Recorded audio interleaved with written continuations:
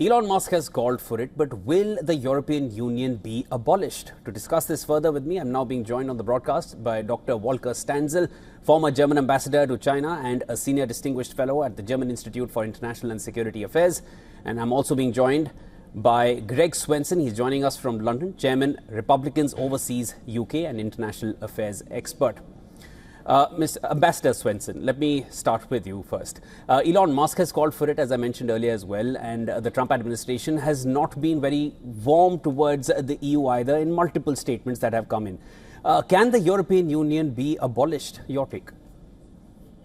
Well, I don't think that's realistic. I think Elon Musk brings up some good points, and so does the president in his frequent criticisms of the EU. And remember, the president and most entrepreneurial Americans are not particularly fond of multilateral organizations in general, and particularly the EU. But I don't think it's necessarily the case that it will be abolished, but I do think it can be improved. Understood. Greg, stay with us. Pardon me for that slip of tongue earlier. Ambassador Stanzel, I'd like to now come to you for your take on this. Do you think the European Union stands some kind of a bigger crack going forward? Do you find any kind of abolishment in the cards? I don't see that, but I would agree very much with what Greg just said, that the EU can, of course, be improved. The EU presently is in a double crisis. It's an economic crisis, which is enormous. Look, 30 years ago, the GDP of the EU was about 25% of the global GDP, and now it's only 14%.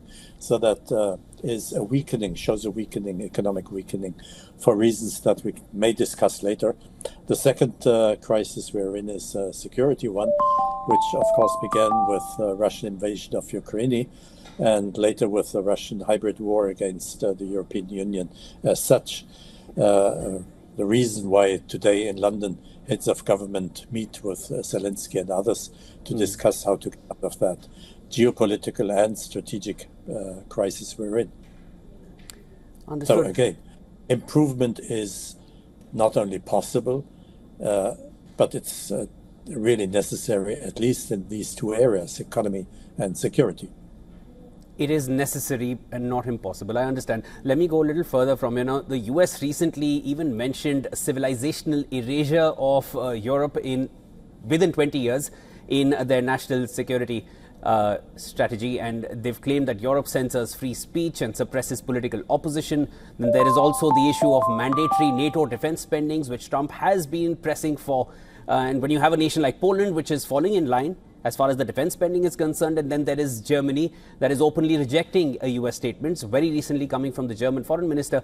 Do you feel the cracks have already emerged in the European Union? Greg Swenson, to you first.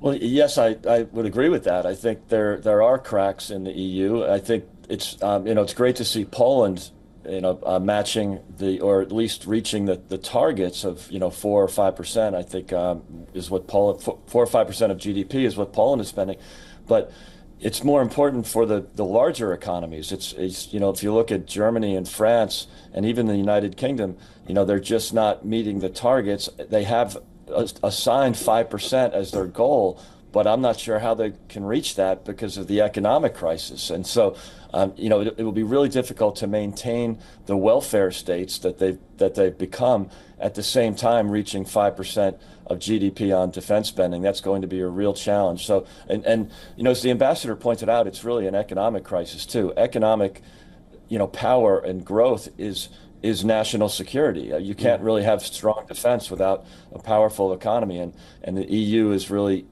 Europe in general is really anemic in terms of economic growth. Understood. Ambassador Stanzel, Greg Swenson feels that those cracks have already emerged. In your understanding, Poland is a significant economy within the European Union, and then there is Germany, which is openly rejecting US statements. Do you find a rift already emerging? Yes, there is a rift emerging, but it's not purely about those 5% of GDP be given for NATO expenses, because if you look at the newly decided budget of Germany, it also has the 5%. I think most of European countries now have decided to go for the 5% level. Poland is not the only one. The problem that we have are of a different kind. One is philosophical. If you look at EU countries like Hungary, which displays great sympathies for many parts of Russian policy, and look at on the other hand, at countries like Great Britain. Okay, that's not the EU, but it's a European country nevertheless. Great Britain, Germany, then you will see that they feel threatened by Russian policies. I mentioned the term hybrid war. And this is a more strategic than economic problem that we're facing.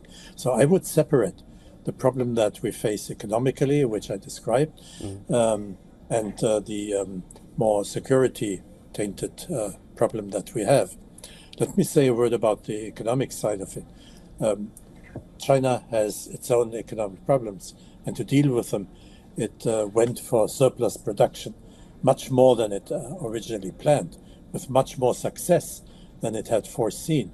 And that leads to the crisis with many countries in the world, but mainly with its major market, which is the European Union. That is why Macron went to China just until yesterday, and why our foreign minister is, since this morning, in China to discuss a solution which satisfies both the Chinese problems, which are difficult, and the European ones. So the economic sphere is difficult to deal with, and tackling the problems will take time. That is a fact. The strategic one, the philosophical ones that we also face in our relationship with the United States, is a very general one. And it's not one that would lead to a question, like you nicely put it at the beginning, will the European Union be abolished or not? Understood. Greg Swenson, one final word from you regarding the statements that the remarks that have come in from the ambassador. Yeah, look, I think we can agree that that there's much to improve in the EU or in Europe in general.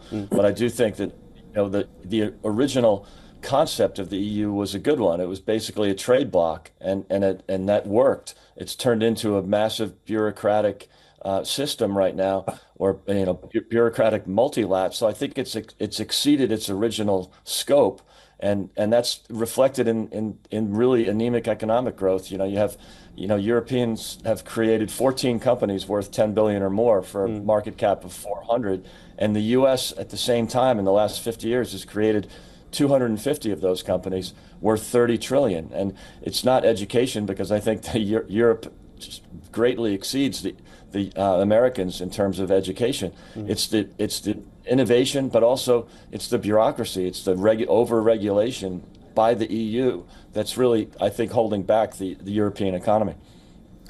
Understood. Holding back the European economy in terms of their regulations, that's something that the US administration has also said in multiple ways. Of course, most recently coming in its national security strategy. We leave it there for now. Let's wait and watch. Elon Musk has put it out on social media, but then he puts out a lot on social media. So we'll need to watch for what really happens in real. That was Ambassador Stanzel and Greg Swenson joining us on the podcast. Thank you to both of you. Thanks for having me.